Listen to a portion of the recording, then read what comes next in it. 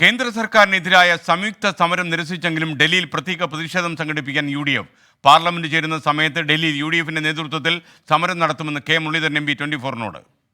UDF പ്രത്യേകമായി കേന്ദ്ര സർക്കാരിനെതിരെ സമരം നടത്തും. ഡൽഹിയിൽ സമരം തീർച്ചയായിട്ടും ആ കാര്യങ്ങൾ ഞങ്ങൾ ആലോചിക്കുന്നുണ്ട്. 31-ാം തീയതി മുതൽ 9-ാം തീയതി വരെ പാർലമെൻറ്റ് സമ്മേളനമുണ്ട്. ആ സമയത്ത് UDFിൻ്റെ നേതൃത്വത്തിൽ സമരമുണ്ടാകും.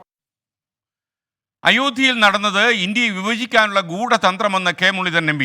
ലോകം മുഴുവൻ ശ്രീരാമന്റെ ചൈതന്യമുണ്ടെന്നാണ് വിശ്വാസം.